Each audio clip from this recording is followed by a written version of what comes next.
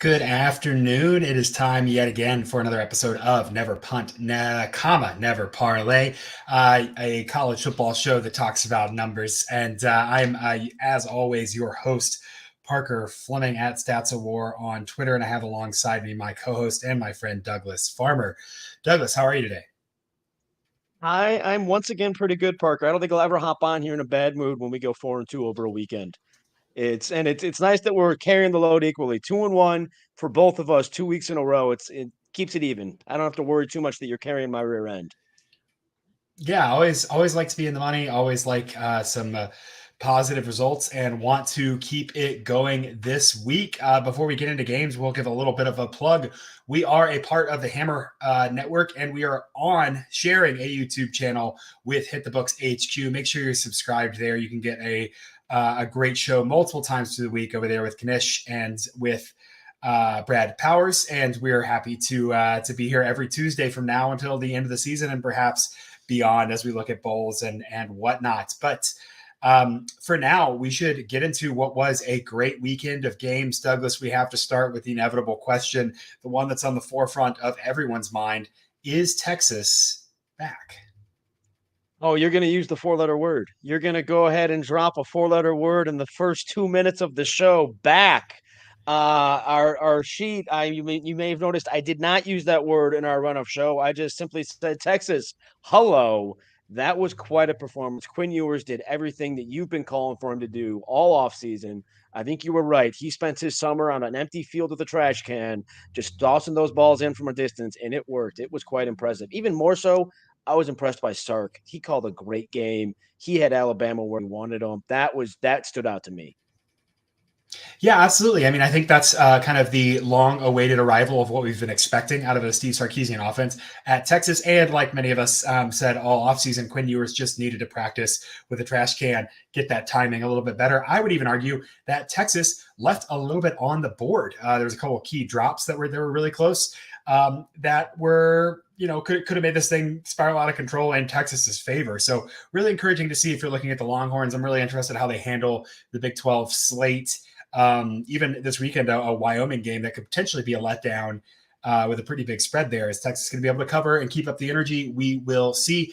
As for Alabama, I'm going to be alone in this. I think I'm not too worried about Alabama. I think that Milroe was a little bit spooked. He threw 2 interceptions that resulted directly in 10 points for Texas. They gave them a 30-yard field and a 5-yard field. Not to say that's the difference in the game, but to say I can easily explain that difference and say could have been closer. Texas could have done some things better, but I do believe that most of Texas's issues there are fixable. You look at Alabama's issues are fixable. You look at Texas's run game, and they did not break off a big run. Their longest run was 14 by Jonathan Brooks. But in the past game, Texas did, hit a 50-yarder, a 39-yarder, a 44-yarder, a 31-yarder. Those 4 plays right there, probably the difference in terms of Alabama tweaking some things. So certainly have their work cut out for them. As someone who is holding an Alabama to win the SEC ticket, I'm not worried because this is not an SEC game. And as someone who talked about an Alabama and as someone who talked about an Alabama future for making the playoff, winning the national championship, again, they can survive this one. It's a little tighter, but they can survive this one. So we'll see. We'll see in the next couple weeks whether Alabama can fix the issues, whether they can calm Milroe down. Some of those interceptions were baffling, but you have to be impressed by Texas here.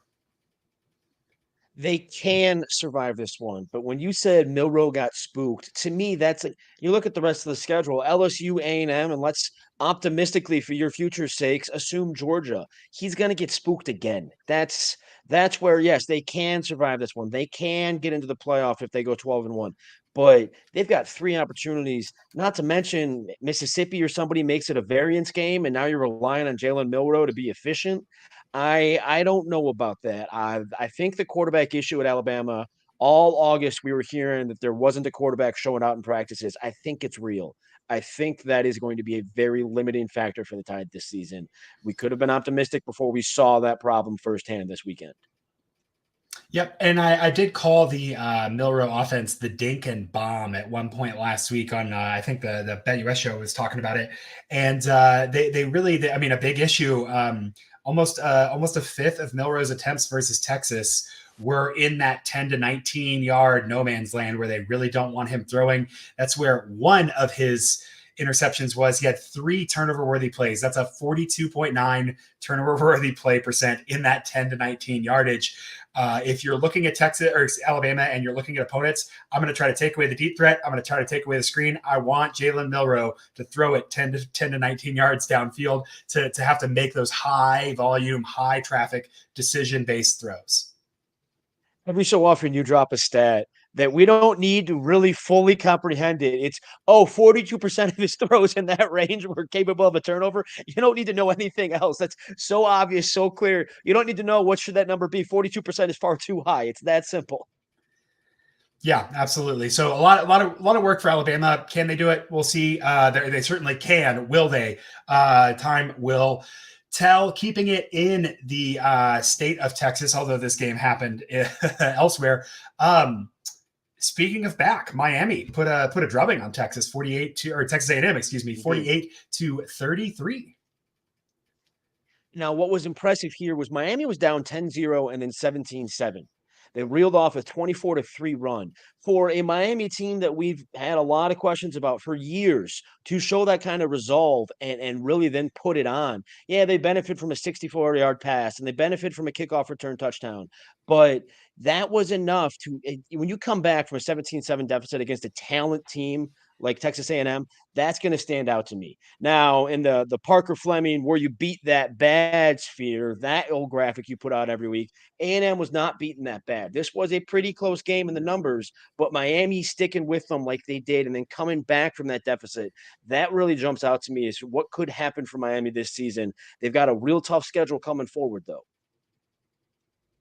Well, if you're so we look at this chart. If you're a Miami optimist, you're saying the team last year lost that game. They lost that game and they went down 10-0.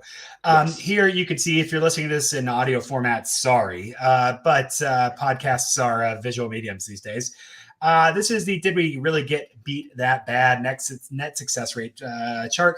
And despite what Iowa fans on Twitter might say or might not say, this is a good broad brush metric to kind of understand what was important in a game. If teams are, if their net success rate is way off the final score, that's going to tell you a little bit about what might have happened there. We do see that Miami and Texas A&M are over here on the left side of the graph. Their net success rate was almost zero, almost identical performances there. We know then what's going to happen. Well, explosives are going to matter, big chunk plays. Miami had a 64-yard pass, an 84-yard pass, a kickoff return for a touchdown. Your special teams are going to matter there as well. Texas A&M threw threw 2 interceptions and a fumble as well. What I thought was interesting about this, Douglas, very convincing win for Miami in kind of the marginals. The special teams went their way. The big plays went their way. They did have 115 yards worth of penalties compared to Texas A&M's 55. It was kind of odd to me that they won on the non-success rate stuff, but they still shot themselves in the foot so much with 110 yards of penalties there. So there's something more for them to go get. They left something on the bone in that respect. And I start to wonder, if we're going to worry about Clemson, should we be thinking maybe Miami is the second best team in the ACC? I think the schedule is going to be too hard. They've got North Carolina, Clemson, North Carolina State, Florida State, Louisville, all in like the 7-week, 6-week span to close the season. But there's something there of this team. This team put together a real strong showing against one of the better, more talented rosters in the country. Yeah, absolutely. Again, more proof of concept for Miami under Cristobal. I think they were spiraling last year, and there were some questions about can they be resilient. Certainly impressed with the resiliency, but yeah, that is a tough break, especially being on the road at UNC, at NC State, and FSU in that span as well. How about those Notre Dame ACC Fighting adjacent. Irish moving around? Yeah, ACC adjacent. NC State.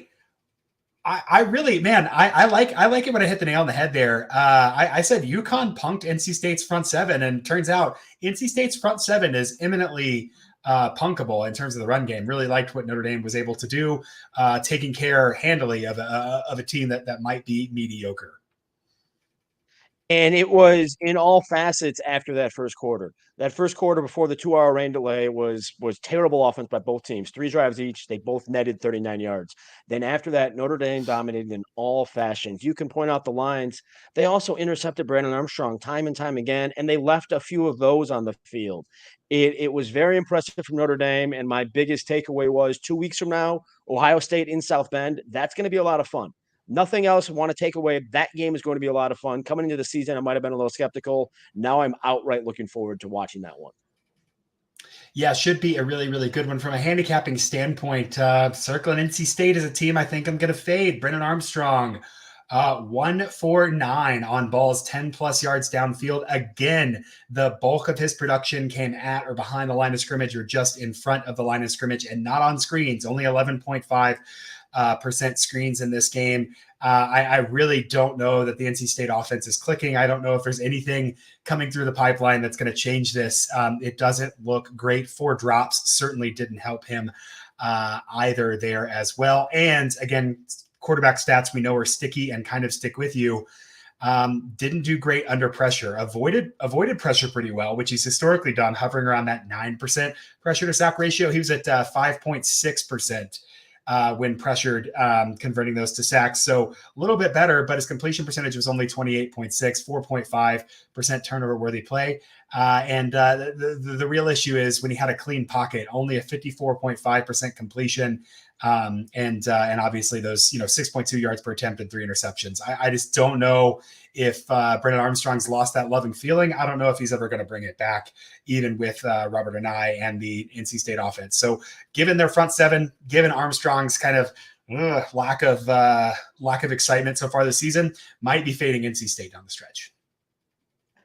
And in this situation in particular, I said something similar to this after Notre Dame dismantled Navy. Notre Dame had a very specific defensive scheme to contain Brennan Armstrong. They focused on one gap in the defensive line in particular. That's where he likes to escape when we pressure him. So, yes, he escaped a lot of sacks, but it was because Notre Dame wasn't even going for the sack. They were trying to fluster him, but then keep him contained rather than just go all out to get to the passer. That's now on film, and other people are going to see how much losing. It was his left side B gap, the closest exit point to his left. Notre Dame made sure to fill that, and that is something that now every other defense can see and have in mind, and that's going to make North Carolina State's life more difficult because that's a sticky part. That's not something you can scheme out of. That's where Brennan Armstrong goes when he's in trouble, and now that's gone. Yep, and really helped them against UConn a ton. 10 scrambles, 52 yards, 46 designed yards, and then against Notre Dame, only 4 scrambles for 23 yards and 10 designed rushing yards. You really take that aspect away, and they don't have much in the way of bailing out that offense. Man, speaking again, we're staying a little bit in the ACC, and then we'll bounce around to the Big 12 for a second. Virginia Tech really let me down. Really hurt me there, and didn't what have happened to. I in think the that's Virginia what hurt.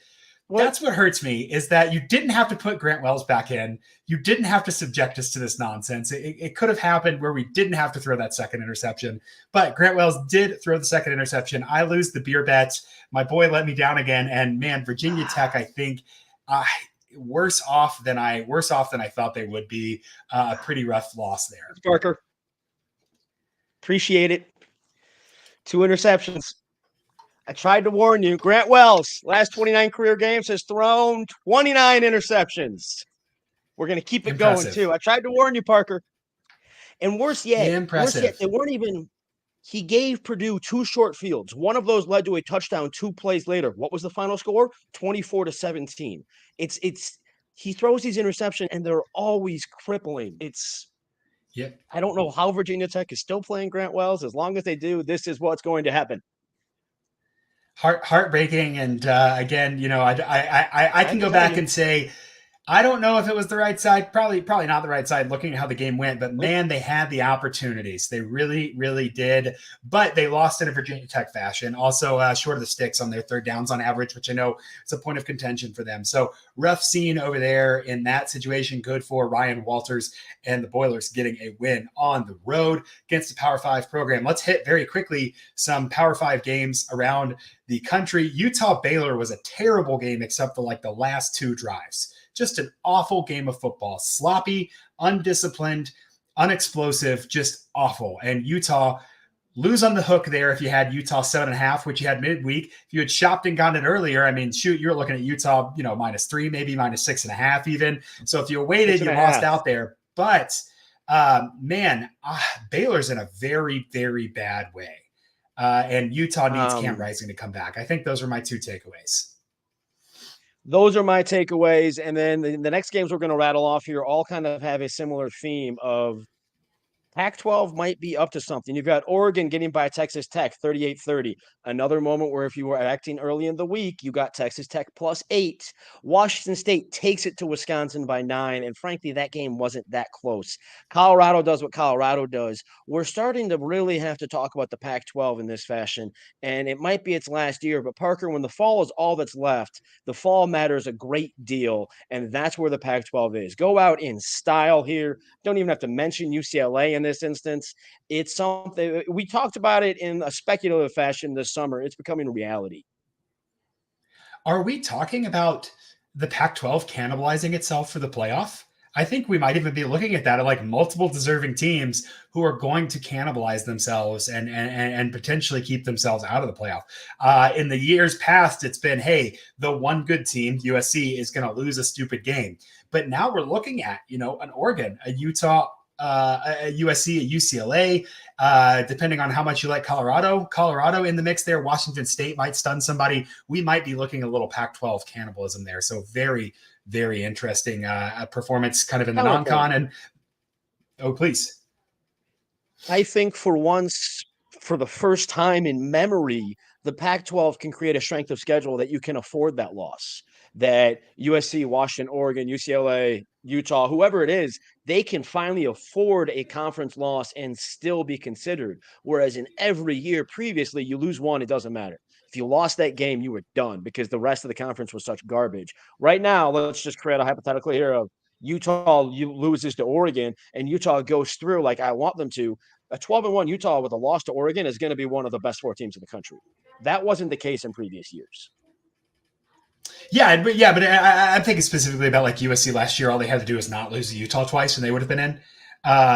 And so now you might get the strength of schedule, and with the unbalanced schedule, you might have to play a different team in the Pac-12 championship. But also, you're playing a little harder strength of schedule during the year. Maybe you're losing 2 of those games in the conference play that you would have won pretty handily last year without Colorado being an auto win or Washington State being an auto win.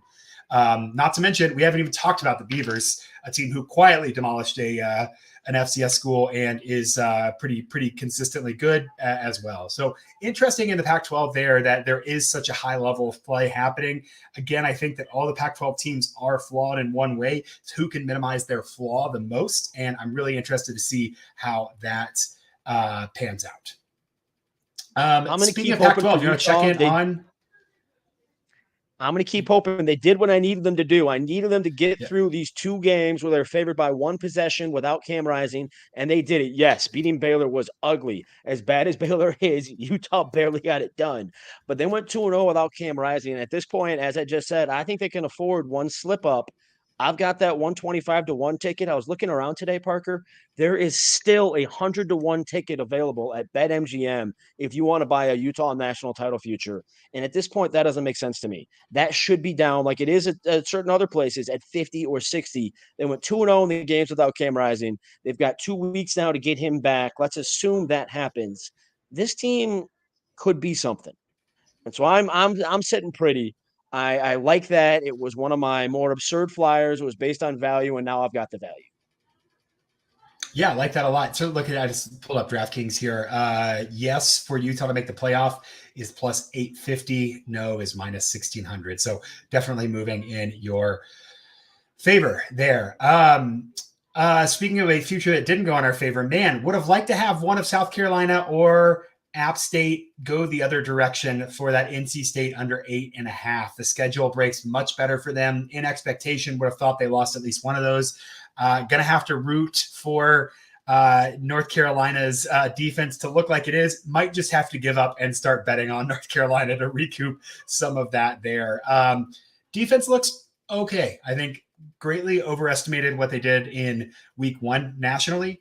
And I don't think that the defense is as good as people adjusted them positively. In South Carolina, App State's roster pretty thin, was potentially working with a second quarterback there. I still have some hope for North Carolina under in this 8.5 because I just don't know if they have the weapons on offense surrounding Drake May to really separate when they need to against quality competition.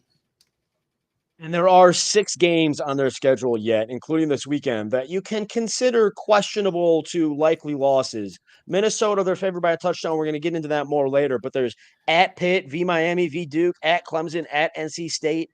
Yeah, you need them to go 2-4 in those 6 games, and that's far below what should be expected. But you're getting to a point where I could pretty readily argue that it's your offensive weapons point is valid. Maybe you're going into the NC State game at the end of the year at 8-3, and you can hold out some hope that Brennan Armstrong is going to have some fireworks to close the year. That seems the most likely scenario. You really did want one of these two, though.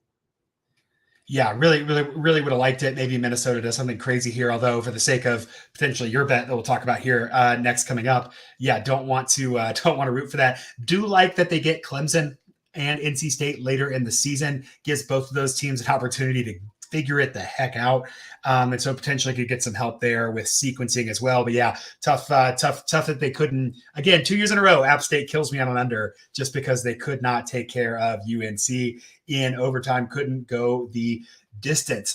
Let's talk a little bit about a couple games of the week, a couple games we think are interesting. Gives us a chance to talk about some teams that we didn't talk about beforehand. First, Western Michigan at Iowa. Iowa is minus 28.5, a total of 43. Don't even want to do the math for an implied score there because God help us all. Is Brian Ferenc interested? 15 is Brian Ferenc is 6 points behind pace, and that includes the Utah State game. I don't know. They need to put up 40 some here, and that total was 43. It's just not looking real good. They punted 6 times against Iowa State, and I was going to really criticize them for that. But then I looked at the drive chart. Parker, Iowa had 10 possessions.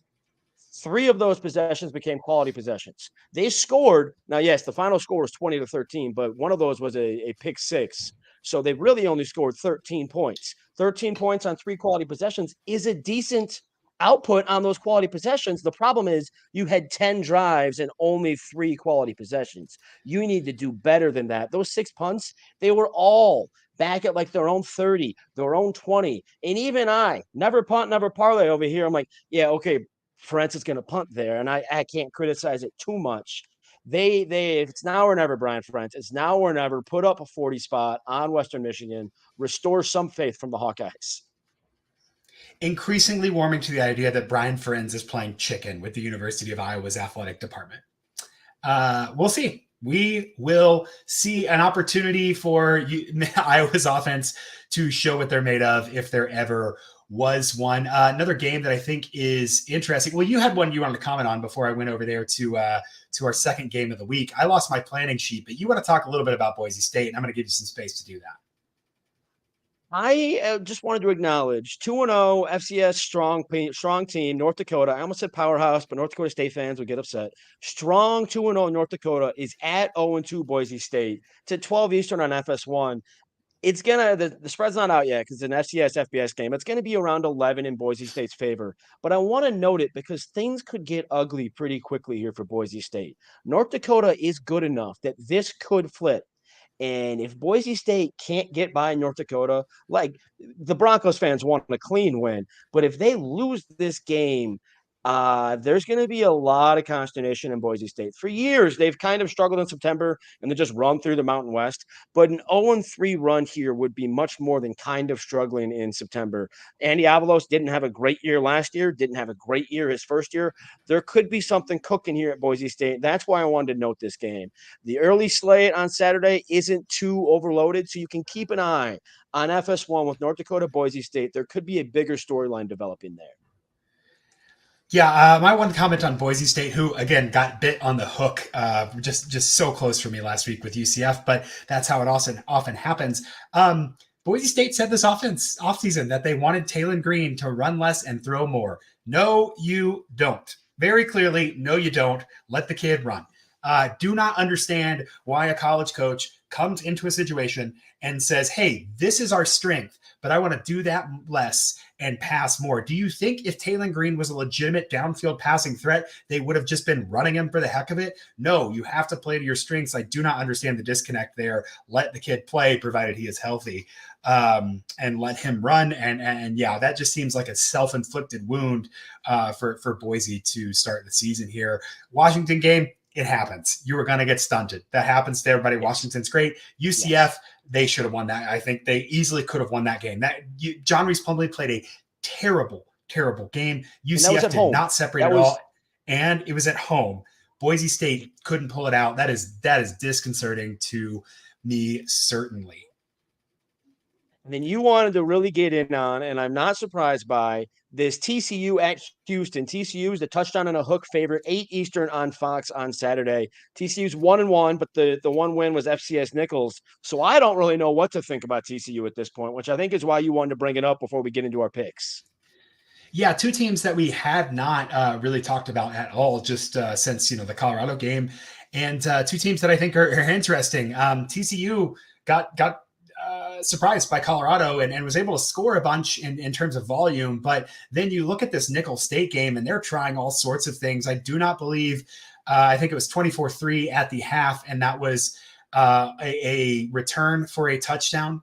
And TCU just really struggling to put together multiple fourth down miss, multiple punts, a couple turnovers, just looked really sloppy against an FCS school. Did not look like they had tightened much up from Colorado. I'm interested in how they are going to handle traveling to another now Power 5 school in Houston that certainly has a reason to be angry about last week, and a performance that is embarrassing might be too much. Or not enough, rather. Embarrassing might be too light for what happened with Rice and Houston last week. Houston just didn't care until it was too late. You just can't. I mean, that's exactly it. You got to get up for a game earlier than that. And they just let Rice walk all over them, and they got stuck and paid the price. Now, are we going to look back and say this is a, Kansas State 2022 where they got stuck by Tulane and then beat Oklahoma the next week? I don't know if we're looking at that magnitude, but it is worth asking what the capital M motivation factor in Houston is looking like. There's a difference there, and this game, the Houston failure to launch stood out so distinctly to you. You didn't even think to mention they were down 28-0 to Rice, folks. That goes beyond the coaches were looking ahead, because that's we didn't come out of the locker room. Coaches looking ahead is how you get into a tight game with Tulane last year with your K-State. Falling 28-0 to a not very good Rice team is you didn't even think about putting on your pads until halftime. That's a different kind of problem. That is something that, sometimes we criticize coaches for players dropping catches. No, the player has to make the catch. But when your team doesn't come out of the locker room, that is to at least a significant degree, in my opinion, Dana Holgorsen and his coaching staff not getting the job done on Saturday. I think we're going to have a developing situation there. And that's why, yes, TCU, touchdown on a hook favorite, they can dial up some intensity in their Houston neighbor there if they want. Yeah. Going to be interesting to see who kind of, quote unquote, wants it more, whether Houston can rebound, whether TCU can tighten up some of those issues. But man, what a disappointing letdown from Houston. Way to burn through your goodwill from taking care of UTSA in the first week. It is very, very rough. Parker, let's get to our picks, because I have one. And I'm actively watching the book to make sure it's still available. That's why I have my phone. I'm not going to give out a pick that's not available, but I'm looking at the app right now, and I don't know how much longer it's going to be there. North Carolina by a touchdown is still available at DraftKings. Just even 7, neg 115. So I'm paying a little bit of a juice, but I have it on my phone here. And now I've got Jacob telling me it might even be available at Caesars neg 110. I didn't have multiple apps open on my phone. Wanted to make sure we got North Carolina, the flat touchdown. We're dodging the hook. I got that in before it changes anywhere. 3:30 Eastern on ESPN on Saturday. And you are a little hesitant earlier in the show to keep continuing to praise North Carolina's defense. But I don't know. So maybe I need to delete all of my Twitter history that includes the word Chiswick, because I'm putting some faith in North Carolina's defense. Even more than that, they're going to run the ball. This team has developed a good running game. Looking at my preseason notes, they returned 4 out of 5 offensive line starters and their entire deep running back room. If you take out sacks, Minnesota gave up 207 rushing yards on 34 carries to Nebraska. It's more than 6 yards per carry. North Carolina is going to run through Minnesota. Minnesota's not going to keep up because Minnesota has reached an offensive cliff. That is the phrase I keep using to describe how much they lost from the last few years of teams that people enjoyed. Tanner Morgan, Mo Ibrahim, they were a good team, but everything's gone and it's not clicking. So an offensive cliff going against a maybe kind of, I don't really want to say it too loudly, okay defense, and North Carolina running the ball. I feel very strongly in this 7.5. I don't really want it because we know what backdoor touchdowns are. But at a 7, I'm all in, and I wanted to make sure I got that before it might move away. Yeah, I do believe that I saw a Minnesota plus 8.5 this morning, and I was extremely intrigued by that. So, we'll see where that lands. I'm inclined to believe that they can run the ball. I think the number there involves a little bit of strategery. And I think that I need to see more from Minnesota. Athen, I think, is the quarterback's first name. I'm not going to test my pronunciation there. When Brad Powers was able to drop that pronunciation before the season without hesitation, it was one of the more impressive things I've seen in college football media in a long time. I live in Minnesota, and I don't even want to try it. Yeah, but need to see a little bit of growth from them. I do like that they have some dimensionality on offense, and again a history of some decent offensive line play and some continuity there. So a team like Minnesota is someone I'm interested in how their kind of learning curve during the season progresses. This is a great time to see, hey, are they improving from that Nebraska game? Did they say, hey, we've got to fall on our run defense, let's try to move it around? Because with Jeff Sims being so mobile, that does give a little bit of gravity that's a little bit harder to account for than North Carolina. I'm not exactly worried about Drake May running in the same way that I'm worried about Jeff Sims running. Will that matter? We're going to see. Drake May can run. Drake May is capable of putting the defense in binding positions like that. I wouldn't write it out too badly. And this should also be where we know betstamp.app. I was able to get that number just at Caesars and DraftKings as these numbers were changing. This is why you shop. The easiest way to improve as a sports bettor is to use multiple sports books and always get the best odds. We use the odds comparison tool like Betstamp. Betstamp.at/hit the books. There should be a link in the description. And then you heard me say that was available at DraftKings or Caesars. You go scan this QR code, you're going to get a sign-up page for all sorts of sports books, including DraftKings and Caesars, that much quicker. This is why we shop. This is why we use Betstamp, to make sure we're getting that number and not the number on the hook. That is what makes this bet worthwhile, whether you are trying to learn about Minnesota or just buying in on North Carolina. You want to get that best number available, and this is the spot, Parker, where it's real easy to mention that. Yeah, absolutely. Make sure you sign up there. I know that it's useful personally for me, and you can connect all the books from that link as well. Let's move on to my first play of the day. A play that is going to, like I mentioned, I might have to start doing with North Carolina, is going to go ahead and start hedging on I took it as a flyer, not a future here, but Louisiana Tech is real bad. I don't know if it's enough to say that Louisiana Tech is real bad, but man, they are absolutely struggling. The injuries is what's killing me here on the defense. They're not coming back. And I'm worried that we're not going to come back in any kind of time to really get enough reps to be even a semblance of a functioning defense. I don't understand why they would be favored against almost any Power 5 team. North Texas, a little bit of a mess. Not going to lie to you there. But man, I just cannot take Louisiana Tech and 4.5 points here. So I'm going to, this did move from 5.5 for UNT to 4.5. So we need to go get that quickly. But I'm going to take North Texas plus 4.5 minus 108 at Bet Rivers. Liked it a little bit more at 5.5. Still very comfortable with 4.5 on this side of that 3. But man, it is a rough situation for Louisiana Tech. And this is just not a football team that I'm very excited about. betting at home or even on the road against anyone. And so North Texas, struggling on offense, but able to put together some competent rushing, done really well in the field position battle. And decently against pass defense, 53rd in EPA per pass for North Texas. I think if North Texas can just avoid shooting themselves in the foot and making the catastrophic mistake, Louisiana Tech will more than beat themselves. So I'm going to ride with the Mean Green here. It really says something that you've lost this faith in Louisiana Tech when you're backing a team that just struggled with Florida International. That really emphasizes how low you are, and I'm with you on Louisiana Tech at this point. It really puts an exclamation point on, your past statements about Louisiana Tech being one of the better teams. I'm giving you a hard time. It's quite a change, and it shows how just a few games of data can really, you need to act fast when these lessons start to imprint on you to get ahead of the game as the lines will adjust in time. And that's where I've been preaching since the preseason against Army's retooled offense. And so my next play is fading that, but also recognizing Army's got still a pretty decent defense. Army's defense is all around solid. I would go so far as to call it quality.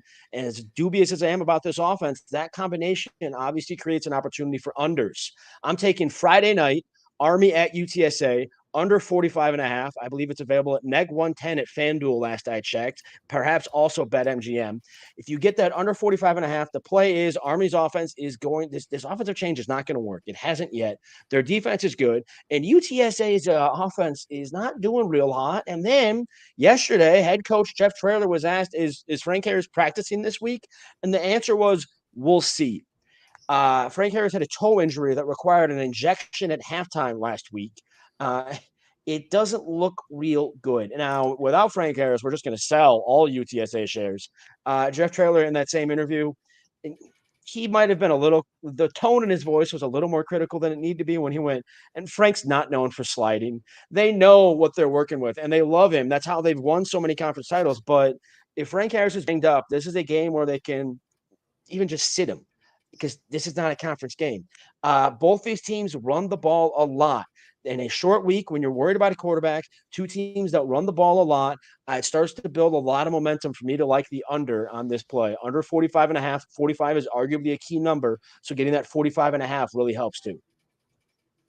Yeah, I like that a lot. Like you got the hook there. And yeah, again, a situation in UTSA where have liked Frank Harris his whole career, but man, the surrounding cast is just a little bit worse. And if he's not healthy, you can start to see how with those G5 programs where depth matters so much, a little bit of a crack in the foundation gets really, really big, really, really quickly there. So smart play, sharp play. I'm inclined to agree with you on Army and UTSA there.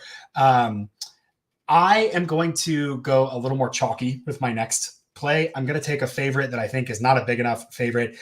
Kansas State -4.5 at FanDuel and DraftKings -110 against Missouri there. I have this number closer to 10 points. I like Kansas State's physicality. I like their rushing ability, the dual threat of DJ Giddens and Avery Johnson. Going to be a lot for Missouri to handle. Missouri's defense, 78th in EPA per pass, 22nd in EPA per rush on the season. What do we know when we see a big split between passing and rushing EPA? We've got to think selection, right? We've got to think, what are teams choosing to do against them? So if your passing defense is so bad that it's 78th in the nation, I'm only going to run against you when I have to, because I prefer to pass against you. And so that is what I think is inflating that Missouri rush defense. I think Kansas with Will Howard can present a consistent front with that kind of climbing ball of not making mistakes, of taking care of your responsibilities, doing your job.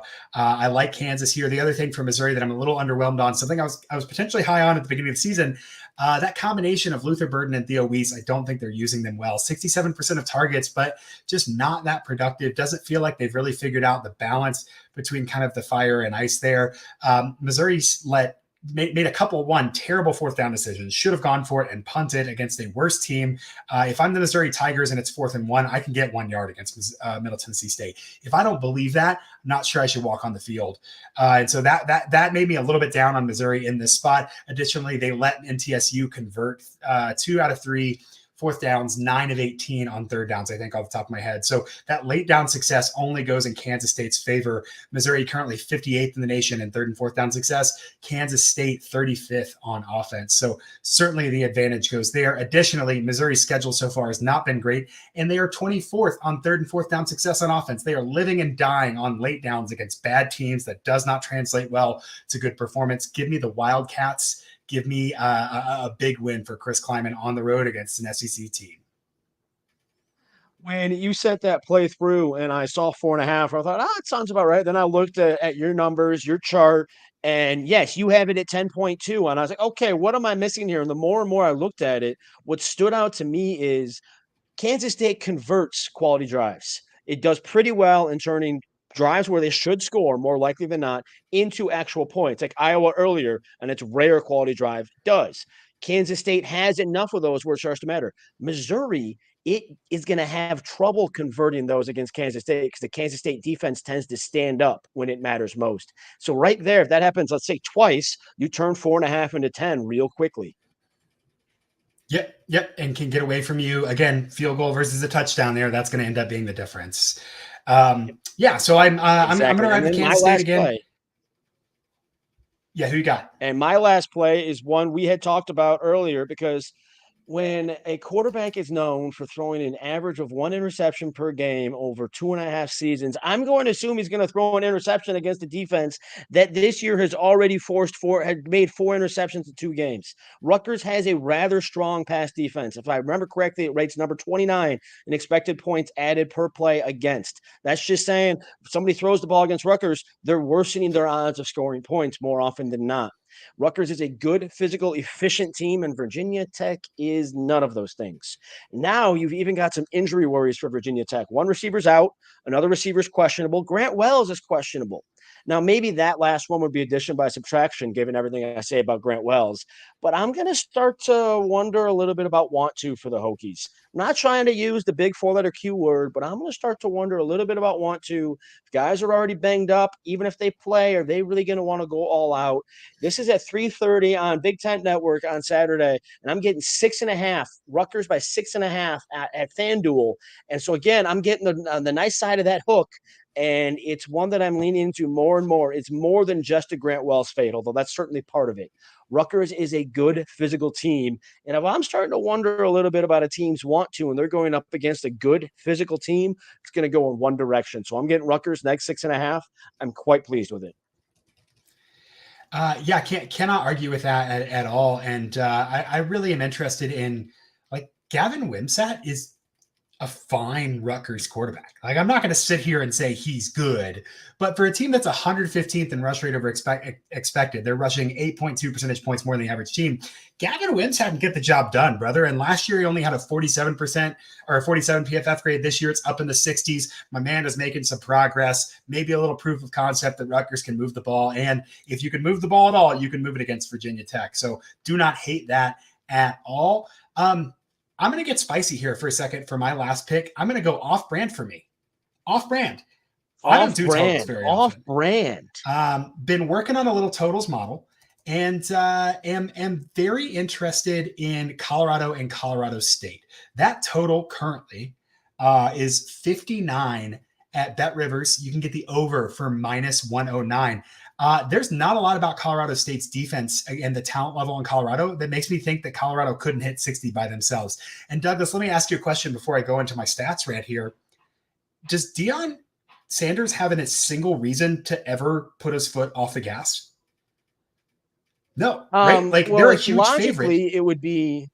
Logically, it would be preserve his only quarterback. It would be avoid injuries. But last week we saw that's not going to be the case. They were up 29-7 against Nebraska with 8 minutes left, and they told Shedeur Sanders to go get another one, and 3 minutes later he got another one. Logically, yes, Deion has reason to take his foot off the gas pedal, but he's not going to, very clearly. Yep, and we know there's going to be a ton of plays on both sides here. Colorado State running that air raid. They are benching Clay Millen. He wasn't working out. It wasn't going. He wasn't taking the step forward. They've got to try something else there. But Colorado first in EPA per pass, second in passing success rate on offense. Colorado State's defense 132nd in passing success rate allowed, 121st EPA per pass. You add that plus Dion's chip on his shoulder, plus another opportunity with game day and or not game day, Big Noon, I think is there again in Boulder, one of those two, for Coach Prime to put another spotlight against a team that a lot of people are high on. I was high on. Still think I can hit my 4.5, but don't love that Colorado State Mountain West Championship. I think Colorado could hit the over by themselves right now. I have this in the 60s easily. So I'm going to take that 59 and that over for Colorado State, Colorado. This will be a nice little entry point for this totals model you're working on. We can get an idea of, if you're saying 60s easily, we can write that alone. It'll be a nice little data point on the public record to have an idea. Yeah. So always fun to create a new model right before week 3 of a season. But here we are. I did it and just playing around with it. But pretty confident about that one. Like the fundamentals as well. Looking at time again, a tight 45. We're just over. So Douglas, let's go ahead and recap our best bets from this week. Who are you riding with? I've got North Carolina by a touchdown, an even touchdown. I hope that's still available for folks. This is why you shop. Scan the QR code or click the link in the description to shop around and get the best numbers available. I've got Army and UTSA on Friday night. Army UTSA, the under 45.5. And then I've got Rutgers by 6.5 against Virginia Tech. We've got Joe Everett in the comments saying I should be taking a Rutgers under. Rutgers can win this 21-0. I'll cover, and it'll be an under, and I'll be pretty thrilled. Let's also give one quick shout out to Dano, who may or may not be on the clock at a client site in Florida watching us. Appreciate it. Nice. I'm going to go with North Texas plus 4.5. That number moved during the show. Love it, Daniel. And that is minus 108 at Bet Rivers. I'll take Kansas State as a favorite on the road, minus 4.5 at FanDuel and DraftKings for minus 110. And then lastly, I'm going to go with a Colorado State over 59, minus 109 at Bet Rivers. Maybe finally Deion Sanders scoring a ton of points will profit me, and I can certainly enjoy that. If you want to follow along, we're all for transparency. Just saw a question in the comments about our combined record and about our BetStamp profile. We do Never Punt, Never Parlay on BetStamp. I do believe if you just search it, it'll come up. Producer Jacob is tracking our bets, locking them in the moment we say them on the show so that you can check those out and see our record as well with those verified bets. I would encourage everyone watching the show, even if you're just paper trading, track your bets with BetStamp as well. It's a great way to look at your performance and kind of understand your trends. What are you good at? What are you bad at? A lot of good stuff on the app there. So check us out over there as well. Make sure you subscribe to the show, subscribe to the channel, share it with a friend who likes football, share it with your friend who's good at betting and tell them that we're terrible and you should fade us and you'll make money. Either way, just share the show, like the show, and we'll see you next Tuesday.